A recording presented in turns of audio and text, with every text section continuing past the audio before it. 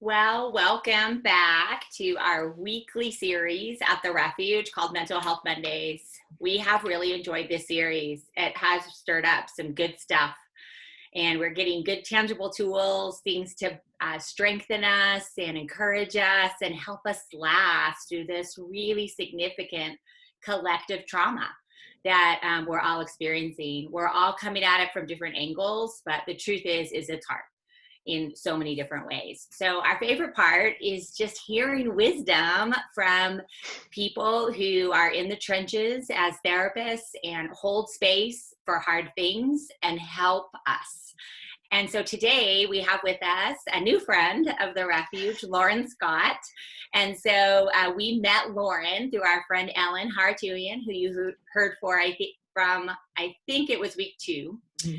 And Ellen is a part of the Refuge advisory team and just a dear friend and partner. She comes and speaks a lot at the Refuge in different ways. And we are so thankful to meet Lauren today and have her be able to share with us. She's a therapist in private practice and does ecotherapy. She's also a feminine wholeness coach, which is a whole really fun thing I love to hear more about. She also works at Aurora Mental Health, and her specialty, the stream that she's really in, is supporting people through trauma and healing. So we're really happy to have you here today and looking forward to learning from you. Super excited. Yeah, just a reminder, we've got the discussion questions below the description box in YouTube and then in the show notes in podcast apps.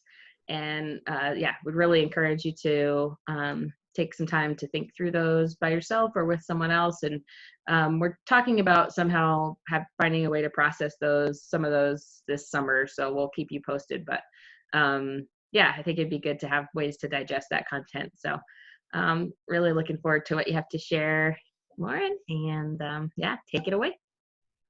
All right. Well, thank you so much for having me. I'm super excited to share the nuggets of wisdom that I have and to support people through a really challenging and just crazy time.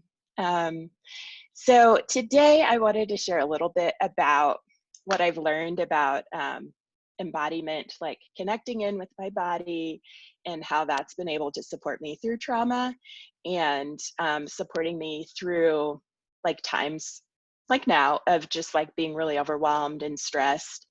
And so I'm just going to cover a couple of like techniques and tools that I teach some of my clients and just to make them a little bit more, or if there's anything that's accessible that people want to try, they can try it out, see if it works.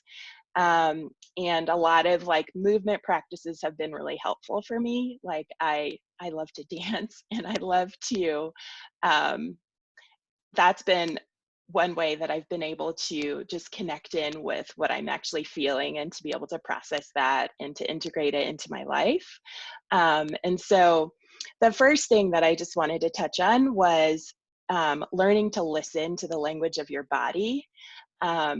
Our bodies speak to us in so many different ways, like emotions and the way that our like anxiety kind of shows itself can be different in my body than in Kathy's body or in Joanna's body. And so being able to like tune in and name the felt sense or exactly what you're sensing in your body, like, oh, my stomach feels a little tight right now, or right now when I tune into my body, I notice that my heart is beating really quickly because I'm a little nervous.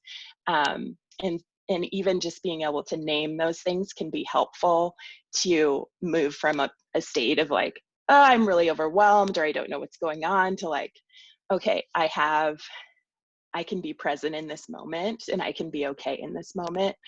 And being able to name things can help us move from a state of like stress and overwhelm to like being present with what's happening. And I think it's really important to kind of come back to that when we're going throughout our days and noticing that we're getting like stuck in our heads, or we're looking at the news story that's talking about what's happening with the economy, or how many people have come down with COVID or what's going on, to really be able to tune in and to acknowledge, like, is this really helping me right now? Like, is this information that I need right now? And can I like turn off the TV, or can I go for a walk?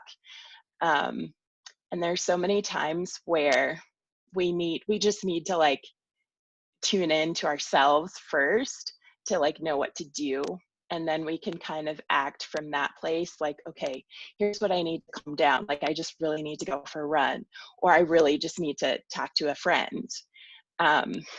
So I'm sure people have covered this before about the nervous system, and like kind of the two different ways that we can kind of show up with our responses to stress. And one of the things which I love to share is completing emotional stress response cycles. And you know, how we can look at animals in the wild. When they go through something stressful, they'll like shake and kind of like move those emotions and move those stress hormones out of their bodies. And we don't do that as people. Like, it's not socially acceptable to like, you know, after you get into something traumatic or something scary happens, to just be like, hold on, I'm just going to go shake out my body and I'll feel so much better. You know, if we did, we probably would be healthier. But you know, maybe one day. But there are some socially acceptable ways of doing that and being able to release those stress hormones from our bodies. And but being able to recognize like what you need in the moment. So for instance, if your body is feeling kind of like more shut down or numb, you probably need more like activating activities. So like going for a walk or dancing or singing, like something that kind of like connects you to the present moment, like splashing water on your face, versus like in those moments where there's too much energy, you're too activated and stimulated and overwhelmed, and then you need some more like calming activities, or to like go and run it out, to go and like beat up the pillow, to like scream, to cry. And it kind of like, there is some like dancing, some playful experimentation that needs to happen in order for you to know, okay, this actually feels really good for my body. And yes, like I need to do this. And so the number one thing that we can do right now is just give ourselves permission, like permission to be where we're at, permission to move through whatever process we need to move through to like feel better and to get back to a more regulated state, a more like calm, present state. Because when we're calm in the present moment, we make better decisions. We can know who to ask for help. We can kind of even be open to like hearing advice and guidance from the Lord, versus when we're in those other states of just overwhelm. It's like, I don't even know what to do. And decisions that we make out of panic typically don't turn out well. So I guess kind of the three big things which I wanted to highlight are like being able to name what is happening in your body, name the felt sense, then tame it. So doing what you need to feel better, if that's turning on music and just like shaking your body out, or going for a run, or taking some deep breaths, and then to claim feeling good. Like, it's okay to feel good in those moments that we get it. Even when there's a lot of suffering, even when other people are having a hard time, it's okay for us to feel good, because we all need to come back to those moments of being able to feel good so that we can help other people feel good. And I, you know, for me as a therapist, like giving myself permission to like be okay has been huge.